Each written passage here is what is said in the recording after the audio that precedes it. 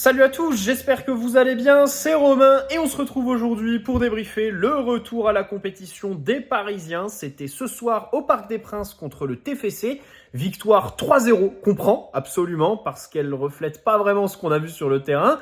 Mais voilà, les 3 points sont là, c'est l'essentiel, surtout qu'on n'a pas eu les expected goals sur le match, c'est suffisamment rare pour le souligner avec le PSG de Luis Enrique. Pas de blessés, post-trêve, pré-LDC, c'est important, surtout dans ce froid polaire qui nous a entraîné à celui qui nous attend mardi en Bavière.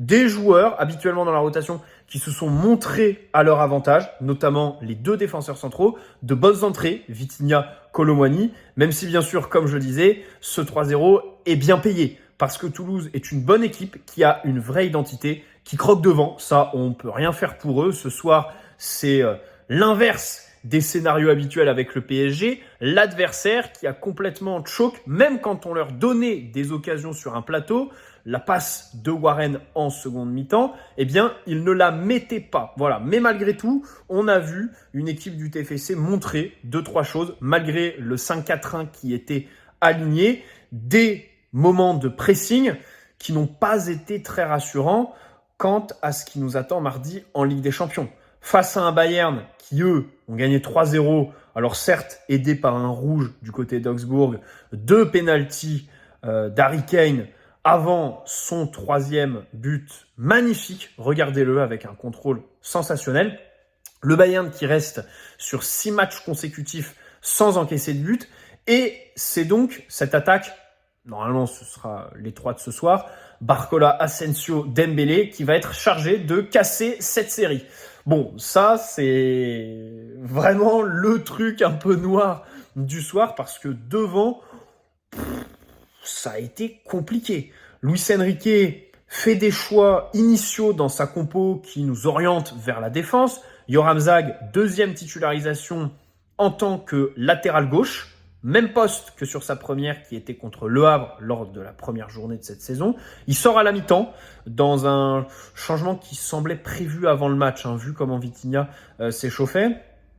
La charnière, Skriniar-Beraldo, bon, elle n'inspirait pas vraiment confiance. Safonov à la place de Donnarumma. Alors, comme je l'ai dit en avant-match, cette titularisation de Safonov avant la Ligue des Champions, je lui donne plus d'intérêt que celle face à Lens il y a 3 semaines. Parce que quand Luis Enrique avait expliqué après le match face à Lens qu'il avait mis Safonov pour contrer le pressing lensois, en fait, on pourrait appliquer cette analyse au match qui nous attend mardi. Et pas à celui qui nous attendait après Lens, à savoir l'Atlético qui met le bus. Donc, bon, on va voir. Même si Safonov n'a pas vraiment rassuré sur ses qualités, notamment en première mi-temps, ses 2 premiers ballons touchés et qui sont des parpaings envoyés n'importe où, n'ont pas vraiment rassuré. Dès qu'il y a un petit peu de pression, je le vois pas meilleur que Donnarumma. Après, en deuxième mi-temps, il fait des arrêts, notamment un beau où il se couche assez rapidement, même s'il a besoin en 2 temps et le danger reste puisque le Toulousain réussit à aller reprendre le ballon. Voilà.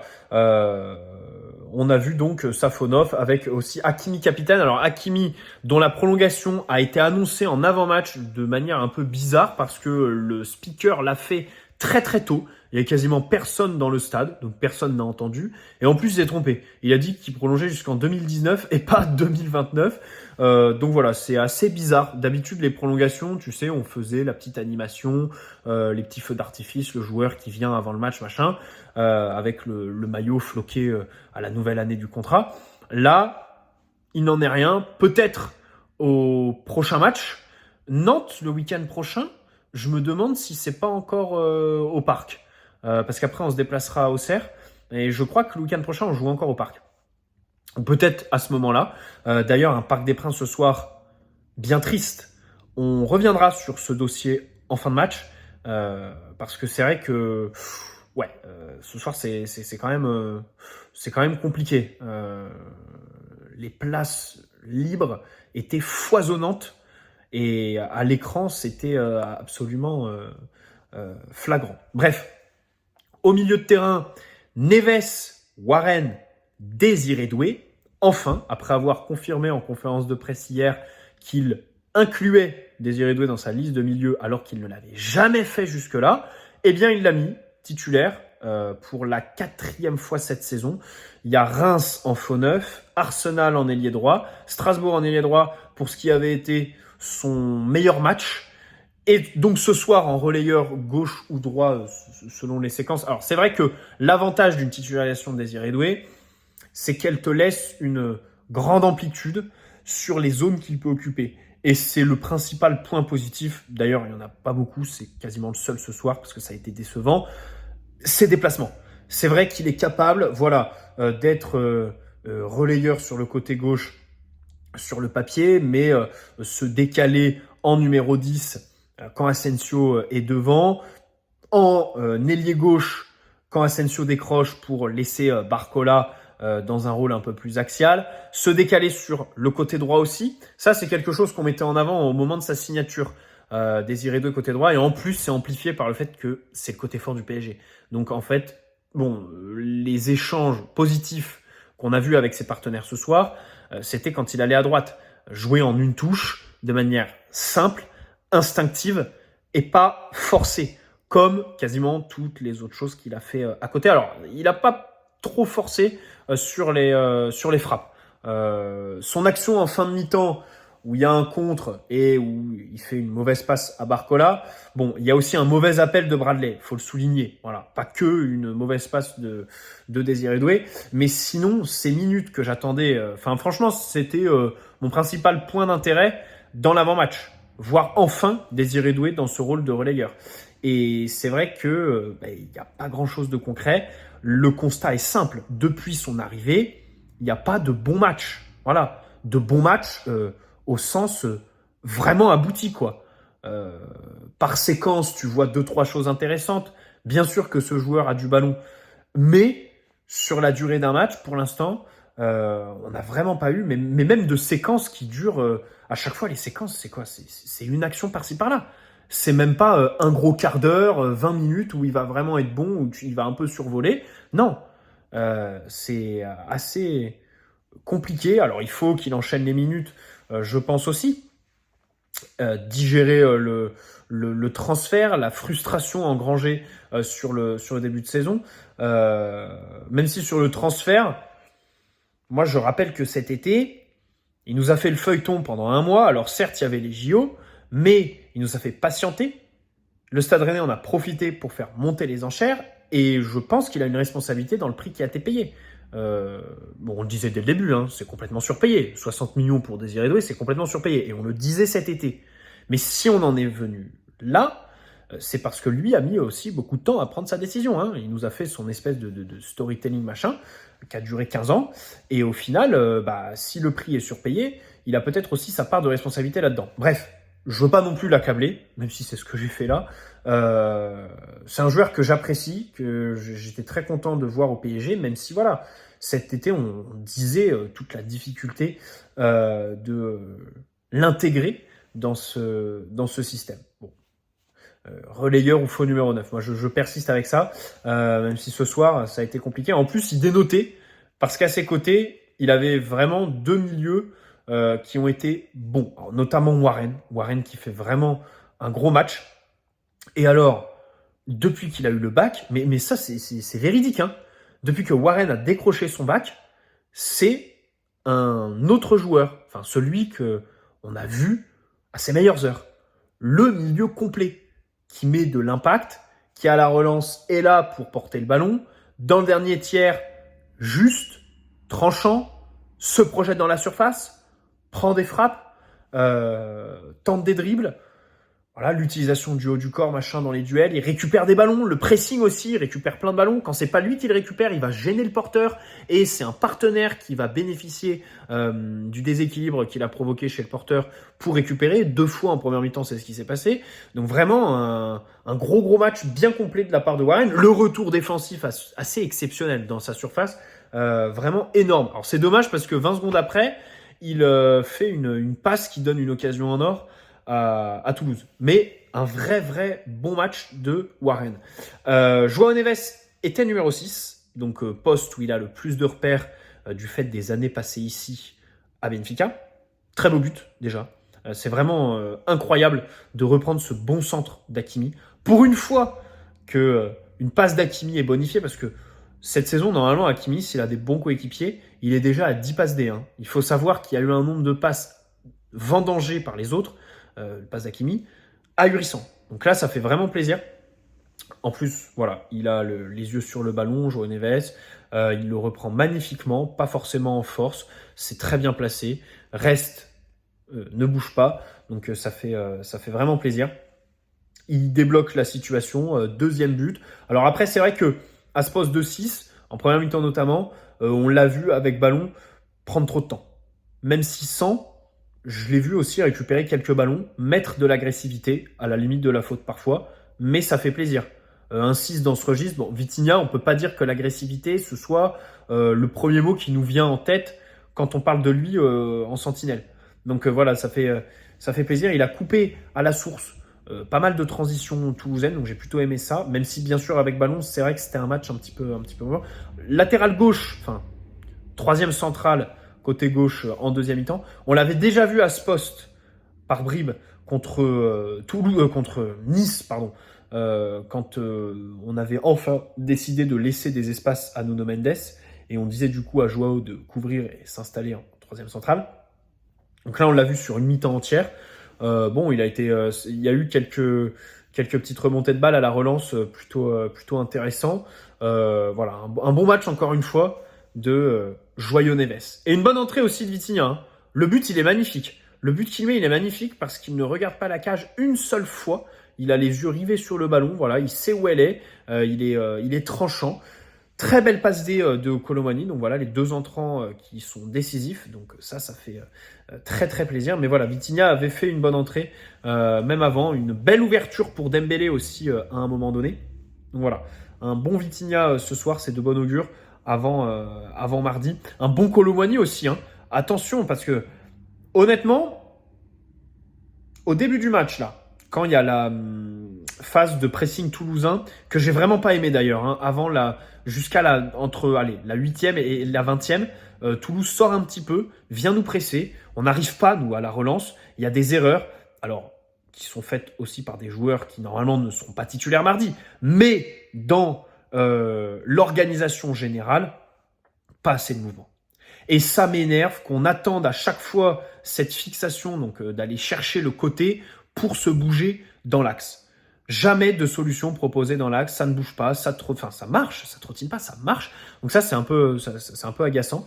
Ça va pas vraiment rassurer. En deuxième mi-temps aussi, on l'a vu sur le moment où là, il se passait un petit peu n'importe quoi autour de l'heure de jeu. Donc voilà.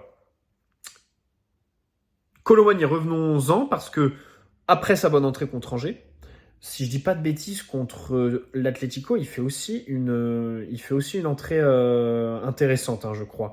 Donc ça fait 3 entrées de suite où il est plutôt bon. Là, il est juste, hein. Franchement, tous les ballons qu'il a, il les bonifie, il les passe à ses partenaires. Bon, il les perd pas, machin. Il fait une passe D qui est quand même très belle. Il a pas de chance que Asensio ne sache pas doser ses ballons et la tête sur le ballon quand il conduit, sur l'action où normalement il doit lui mettre dans la profondeur. Mais voilà, une bonne entrée encore de Kolo. Et d'ailleurs, vu le match d'Asensio qui a été très compliqué, plus le compteur tournait, plus je me disais mais pourquoi Kolo Muani ne rentre pas en fait. Dès la mi-temps, je me suis dit, c'est un match où on pourrait quand même donner des minutes à Kolo, parce qu'il y a un peu d'espace dans la défense, il pourrait en profiter, et puis surtout, Asensio n'est pas bon, quoi. Asensio n'est pas bon. À un moment donné, Gonzalo Ramos va revenir, et normalement il sera préféré à Kolo Muani, puisqu'il avait été titulaire devant lui au seul match où il avait été dispo contre le Havre. Mais c'est vrai que les perspectives sont compliquées, parce que ce soir, il entre encore une fois très tard. Hein, je crois qu'il entre aux alentours de la 80e, Kolo. Donc il a la chance d'avoir le temps additionnel de 5 minutes, puisque c'est dedans qu'il fait sa passe D. Mais voilà. Bref, Hakimi, encore une fois dangereux, hein. C'est vrai, hein, le centre sur le but de Beraldo, il arrive dans une zone qui est plutôt dangereuse. Il y a celui pour João Neves, avec ce brassard de capitaine. Quand il l'a, il est bon. C'est vrai qu'on a des joueurs, ils sont pas faits pour le brassard. Kimpembe, rappelez-vous, la base des bases en matière de blessure, c'est son pétage de plomb contre Brest en fin de match alors qu'on gagne, et qu'il a le brassard au bras. Et à chaque fois qu'il faisait un match en étant capitaine, Kimpembe, il était pas bon. Il y en a un autre qui est comme ça. Je sais plus qui. Il y en a un autre qui est comme ça, à qui il faut absolument pas donner le brassard. Je me souviens plus. Je crois que c'était Mbappé l'année dernière, quand on lui donnait quand il était capitaine, il était pas bon. Bref. Lui, Hakimi, c'est l'inverse. Voilà, c'est un vrai leader. Donc ça fait plaisir. Et puis devant, bah alors là, écoutez, je sais pas si on s'y arrête, hein, ou si on attend mardi, mais je pense que là, enfin, Neuer est incertain pour le match de mardi. L'info m'a fait ni chaud ni froid. Pourtant, Ulreich, tu prends son entrée contre Zagreb, où 2 minutes après, ils encaissent 2 buts coup sur coup. Bon, c'est pas rassurant pour eux, mais en fait, nous, c'est pas une question de gardien. Hein. Même sans gardien, en fait, ils peuvent jouer sans gardien, le Bayern. Hein. Les mecs qui jouent avec 11 joueurs de champ, on s'en branle. Hein. De toute façon, notre problème, c'est cadrer. Et les mecs, ils n'arrivent même pas face au but, quoi. C'est très inquiétant. Barcola, bah ouais, c'est compliqué. J'ai bien aimé le rappeur qui est venu faire son chant, enfin son super chant sur lui au début du match. Mais bon, c'est tout quoi. C'est tout ce qui s'est passé pour Barcola ce soir. Dembélé, il a bien débuté le match. Il avait 2-3 passes qui étaient bien senties. Mais après, c'était quand même très compliqué. Hein. Forcer tous les gestes, rien de concret. À un moment, en deuxième mi-temps, je crois que c'est avant le sauvetage de Zaïre Emery, il fait un centre qui est bon, qui sera compté comme centre raté, mais qui est bon. Parce que ce centre, il avait fait le même contre Reims l'année dernière en novembre, quand on gagne 3-0 avec le triplé d'Mbappé. Et justement, c'était Mbappé qui était à la retombée du centre. C'était un centre qui était très haut, mais qui retombait à l'entrée de la surface au deuxième poteau. Et comme on n'a que des gogoles devant, qui attaquent le point de pénalty tout le temps, il n'y en a aucun qui va attaquer le premier poteau, aucun qui attend second. Non, allez, tout le monde au point de pénalty, vas-y que je fais le même appel. Et donc, il n'y a personne qui prend. Voilà, une action pêle-mêle qui m'a fait... qui me fait vriller parce que c'est toujours la même chose, quoi. Sur les centres, c'est vraiment chiant. Et j'espère que Gonzalo Ramos va vraiment apporter là-dedans, quoi. Parce qu'on crée aucune incertitude chez l'adversaire. Les mecs sont très tranquilles, hein. Ils peuvent coller nos joueurs. Hein. Il n'y en a aucun qui va qui va étirer en allant premier poteau ou un autre qui va mettre un peu du danger dans leur dos en restant second. Mais bon, c'est comme ça. C'est comme ça. Le match de Dembélé, bien sûr, n'en reste pas moins pas bon. Pas bon du tout. Asensio, c'est pareil. Hein. Asensio, pas du tout dans le tempo. Voilà, un match où c'est fantomatique. Enfin, il n'y a pas grand-chose à analyser, quoi, du match d'Asensio. Et puis Barcola, pareil, hein, très très peu de danger créé. Les dribbles sont beaucoup trop lisibles. Il glisse en première mi-temps, ça peut l'excuser sur 2-3 actions. Mais c'est vrai que là, on regrette de plus en plus de ne pas avoir recruté d'ailier cet été. Bref, j'aimerais terminer sur le Parc des Princes. Parce que hier soir, donc on a inauguré le campus PSG, qui ça est une vraie réussite, il faut le dire. Mais vraiment, ce centre d'entraînement est vraiment bon. Et d'ailleurs, par exemple, quand tu es un jeune d'Île-de-France et que tu as une proposition du PSG et du nouveau Paris FC sauce LVMH, qui a investi 30 millions d'euros, je crois, sur cette année. Donc un budget qui est pas vraiment... un budget qui va pas venir nous concurrencer maintenant. Quand tu es ce jeune, les infrastructures du campus à Poissy, crois-moi que ça rentre dans ton choix, hein, parce qu'elles sont exceptionnelles. Bref, Nasser était invité chez Rotten sans flamme et il a dit « Le Parc des Princes, on va le quitter, on va créer notre truc, machin, il nous faut absolument, comme les autres clubs. » Alors là, il a dit 80 000, 90 000, je crois qu'il a même dit 100 000 places. Et surtout, alors la dinguerie, c'est qu'il nous a dit qu'il voulait faire ça en 3-4 ans. Alors là, c'est exceptionnel. À moins qu'ils aient un projet secret qui est ultra avancé, c'est pas possible. Et d'ailleurs, on a notre propre DG, donc Victoriano Melero, qui a dit il y a un mois que c'était 8 ans grand minimum. Il a dit c'est 8 ans grand minimum pour un stade. Et là, on a notre président qui a dit on va faire... Oh non, 3-4 ans les gars. 3-4 ans, vraiment, on va faire ça. Mais c'est exceptionnel. Mais Nasser n'est plus crédible là-dessus. Alors, il y a eu une info intéressante de Bruno Salomon qui dit qu'en fait, les Amerlocs là qu'on a fait entrer au capital l'année dernière, il y a 2 ans, Arctos Partner, rappelez-vous, en fait, c'est eux. C'est eux qui veulent absolument partir du parc et qui forcent pour qu'on fasse un autre projet, en fait. C'est une info de Bruno. D'habitude, c'est quelqu'un de plutôt fiable. Et ça me fout en rogne, quoi. Parce que voilà, on les a fait rentrer au capital et on va faire ce projet. Et franchement, les gars, je vais le dire comme je veux. Enfin, ce soir, vous pouvez me dire, ouais, il fait froid, température négative, machin, le truc des prix planchers sur Ticket Place, machin. Les autres années, en plein hiver, il y avait les mêmes températures, le parc il était plein, d'accord. Ce soir, alors il y a le Cup qui est banni pour les chants homophobes contre Strasbourg, mais en Paris, donc la tribune qu'on voit à l'écran, c'était assez fou. Mais comment au sein du club on peut se dire qu'avec ce projet, et je remets pas en cause le projet sportif, mais comment on peut se dire que, évidemment, sans Neymar, sans Messi, sans Mbappé, les gens viennent moins au parc, c'est sûr. Cette équipe, elle nous plaît à nous, les suiveurs de tous les jours du PSG, mais bien sûr que tous les touristes qui étaient prêts à payer des tonnes et machin, et qui sont visés, hein, parce que le projet, c'est pas que un stade, c'est faire autour un musée, un hôtel, des trucs où on est censé consommer, en fait. Où tu viens en tant que consommateur. Là, ils veulent faire le centre commercial, machin, le cinéma, ça parlait de trucs comme ça. Mais le banlieusard qui se rend au stade, il va pas consommer à côté, hein, déjà qu'il paye sa place. Voilà, il consomme pas. Donc, même 60 000 places, d'autant plus hors de Paris, parce que là, ça parle de Poissy. Hein. Enfin, je sais pas si on se rend compte, pour ceux qui habitent pas dans Paris. Alors, Poissy, bon, c'est terminus du RER A, quoi. C'est vraiment loin, hein. C'est le fin fond des Yvelines. Pourquoi pas Mantes-la-Jolie tant qu'on y est. Donc, je deviens de plus en plus sceptique sur ce truc. Cette histoire de partir sur un stade, si on se lance dans 80 000 places, c'est flop assuré. Il sera pas rempli. Hein. Ligue des Champions et Classico, ok. Le reste, ce sera pas rempli. Si c'est hors de Paris, si c'est trop loin. Voilà.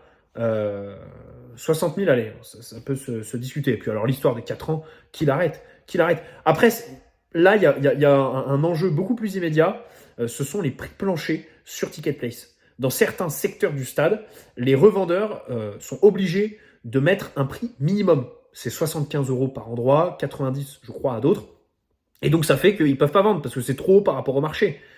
Et pour les acheteurs, du coup, ça ne leur permet pas d'acheter des places bon marché.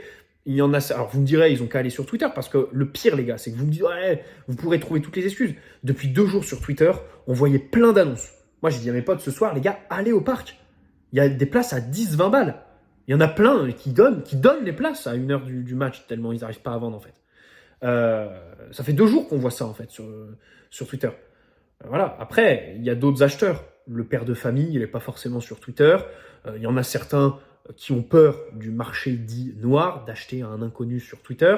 Donc voilà, il y a une réforme de Ticket Place à encore faire. Voilà.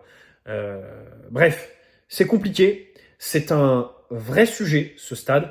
Mais cette histoire de Nasser m'a un peu mis en rogne quand je l'ai entendu nous raconter ça. Je me suis dit, mais encore une fois, il est complètement à côté de la plaque. Enfin, à moins qu'ils aient un projet secret. Mais il faut trouver le terrain. Ensuite, il faut mettre tout le monde d'accord. Hein. C'est-à-dire qu'à Poissy, on parle d'un stade qui serait à la place d'une usine qui, au préalable, fermerait et donc supprimerait des emplois. Donc, il y aurait toutes les négociations avec les salariés, machin. Les écologistes aussi, à ne pas oublier, hein, qui vont sûrement te mettre des bâtons dans les roues dans le projet. Voilà. Enfin, je suis désolé, hein. Le droit du travail qatari ne s'applique pas sur des constructions en France. Hein. Désolé Nasser, parce que vraiment, là, je vois pas comment on peut faire ça en 3-4 ans. Peut-être qu'au Qatar, ils le font, mais ici, c'est pas possible. Hein. Voilà, à part des roulements de 3 fois 8 heures, 365 jours sur 365, mais là, tu payes, mais tu payes limite 30% plus cher ton truc. Déjà que ça va être un projet pharaonique, qui vont vouloir faire les choses en grand. Bref, ce truc commence à me... Et ce soir, c'est vrai que c'était tristouné. Et ça fait mal de se dire... mais moi, ce soir, les gars, j'avais pas envie d'aller au parc. Hein. Franchement, hein, je me suis dit... en fait, l'ambiance, ça va pas étouffe. Hein. Franchement.